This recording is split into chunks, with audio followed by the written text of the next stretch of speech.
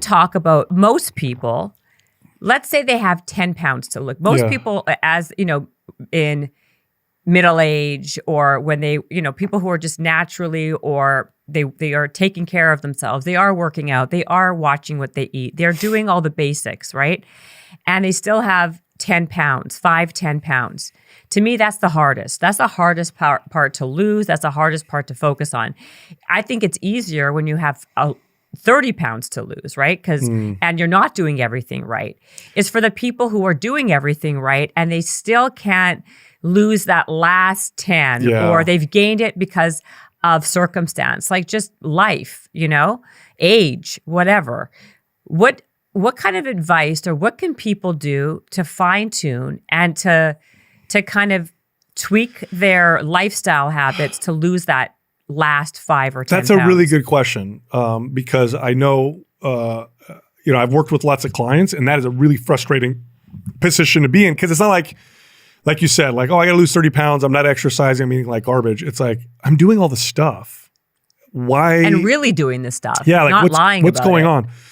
There's 2 ways to look at this or 2 avenues you could look at in terms of the solution for this. One is to work harder at what you're doing. And the other one is to work smarter at what you're doing. In this particular scenario, now if I'm talking to the average person who's not exercising, it's work harder. Like, all right, get up and move, right? You're not doing anything. We're not talking about that person. When I'm talking about this person, the answer is almost never to work harder. They're already doing that. They're already pushing. In fact, they've probably already pushed that button to work harder so many times and are frustrated because they're getting minimal results. It's almost always they're not efficient enough. They're not effective enough with the time that they are spending working out, or they're not effective enough with their diet or their sleep, or there's a piece that's missing there. And it usually is their workout. Usually what they're doing with their workout is they're doing more and more and more, trying to burn more and more and more calories, and they're not focused enough on teaching their body to burn more calories on its own. They're not focused enough on, it's like this. It's like, okay, I'm making so much money, okay, and I'm working 60 hours a week. And I want to become wealthy. Do I work 100 hours a week? Okay, now what? Now I'm stuck. How do I keep making more money? Or I could say, is there a way I could take the money that I'm making and invest it in a way so that it makes more money for me? So that's how you want to think when you're at this point. When you're at this point here where you've got that last 10 pounds and you're doing all this work, don't think how much more can I do? Think how can I do this in a way that's much more effective? And one of the most effective possible things you could do, especially when it comes to getting leaner, is to build some muscle. Build some muscle, because muscle is money it's like invested money. It burns calories for you. It makes the fat loss easier because it speeds up your metabolism.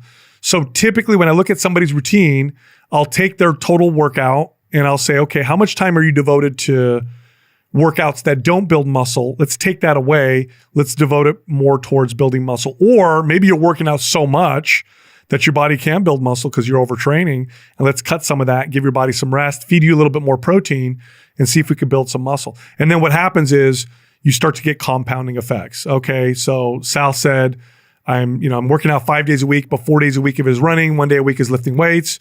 He said lift weights 3 days a week and only run twice a week. It. Yeah, let me do that. Nothing's happening yet, but I'm feeling stronger. Oh, wait a minute.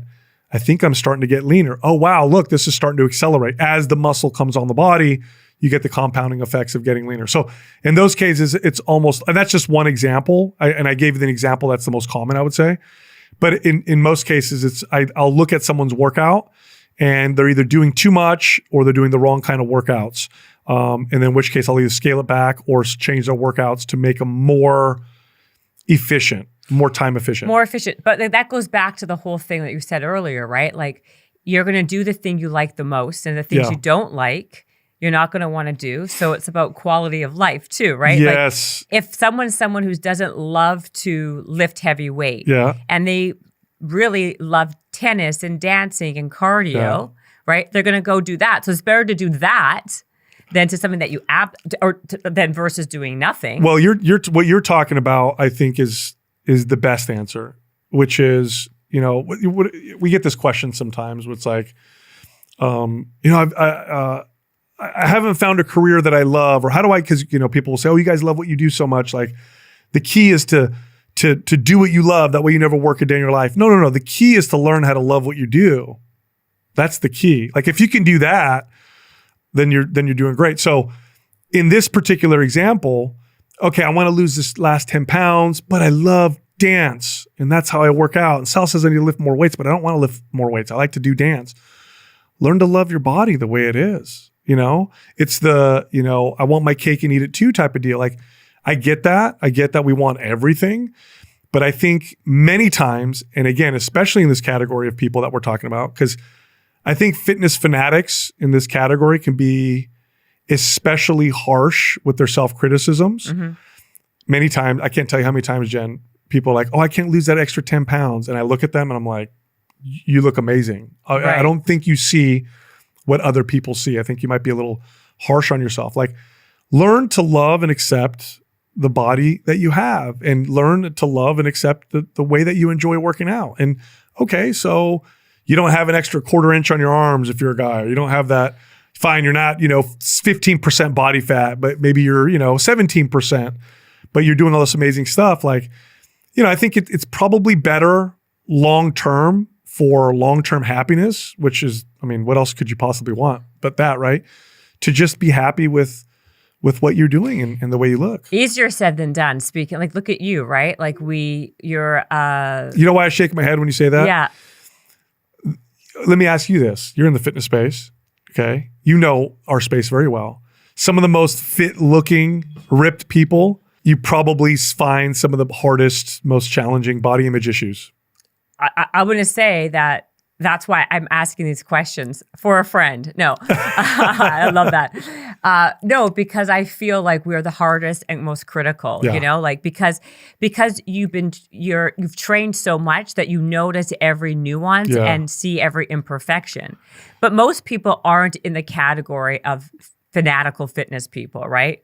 Where it's like you and I, where we do it a lot. We've been doing it for our whole life. And so we notice this nook, this cranny, how this can be better, I'm talking about people who maybe not at that level, even maybe above average in like activity, who are struggling, who are doing all the weightlifting and who are doing all those things and still not getting a result that they want. Yeah. How much of it is not training, just on nutrition? Are there like key factors people should be focusing on that they're not? I'm a big, like you, I believe in protein is super important for building muscle. What's your take on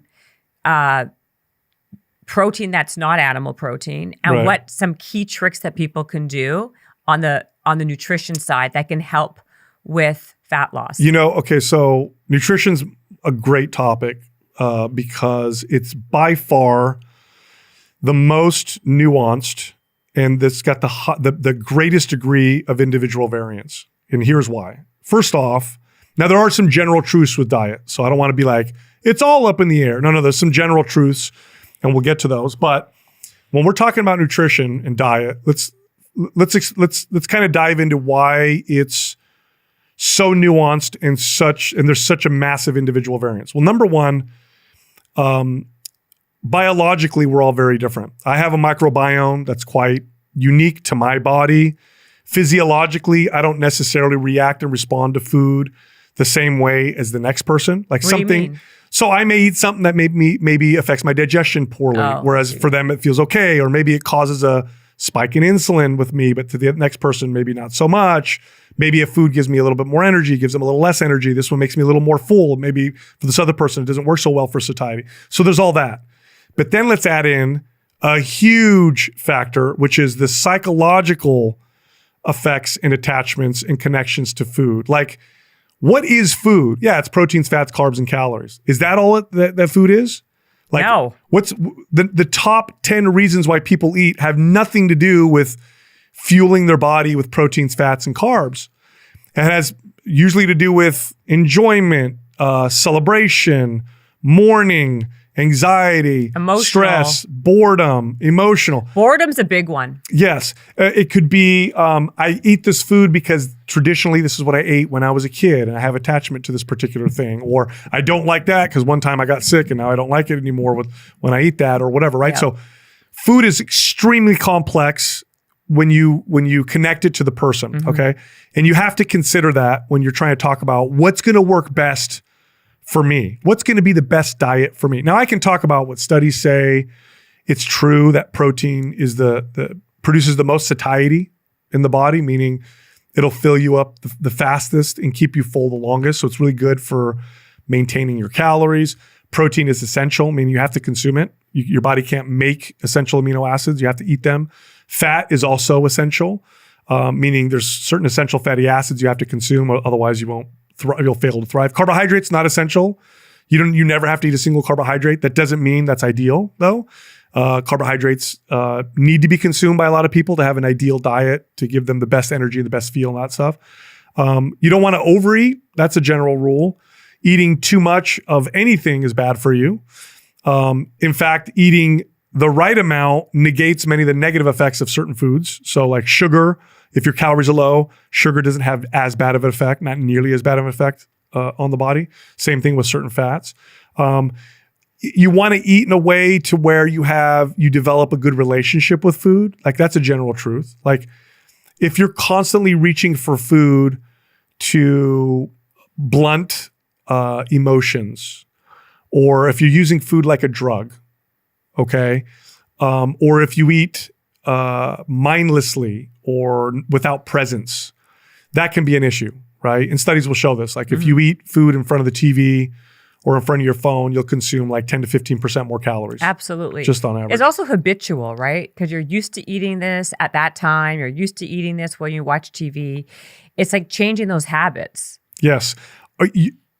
This is going to fly, and I think this might be controversial, but I'll back it up. I think it's very true. Your body knows how to eat healthy. It knows how to eat in a balanced, healthy way. The problem is we're so disconnected from our bodies, and we're so disconnected from understanding all of the values of food from an awareness standpoint that we don't know how to listen to those signals. So the path to healthy eating starts with education, proteins, fats, carbs, calories, what's the right amount for my body from this cognitive standpoint, what's the right amount of protein, and then from there it's awareness. What foods make me feel good? Which ones give me the best digestion? Which ones affect my skin the best? Which ones make me feel good? Which ones make me feel bad? Which ones do I reach for when I'm anxious, sad, or stressed? What foods are hard for me to stop eating, right? Like bring awareness around that stuff. And then you can start to develop a more intuitive style of eating where, like for me, for example, I crave well-cooked vegetables when my digestion is off. Like I crave them. And I didn't start that way. It started with me becoming aware of my digestion's off. If I eat well-cooked vegetables, it tends to fix my digestion. And so I started doing that. And then eventually I developed this behavior where that's what I want when my digestion is off. Yeah. Right. Yeah. So that's kind of the path towards sustainable, long-term healthy eating. And I will add one thing. If you're looking for a body that looks good, quote unquote, looks good, just try to be healthy, because chasing health results in a body that looks healthy, and that usually looks good. If you chase looking good, you'll oftentimes sacrifice your health, in which case then you stop looking good. And you can see this with people who are body obsessed. At some point, like they can't take enough substances, they can't do enough plastic surgeries, and everything starts to fall apart. Or their health goes poorly and then forget all the looks. So it's really a good North Star, right? It's a good guiding principle. It's like, okay, how do I optimize my health with my food? What does that mean? I feel good. I feel healthy. I've got good digestion. I sleep well. My skin feels good. I have good energy. Like if you kind of aim towards that, that'll point you in the right direction most of the time, versus what's going to make me look ripped? What's going to make me look good? because that oftentimes that body obsession tends to lead us towards sacrificing our health. And then we end up with nothing.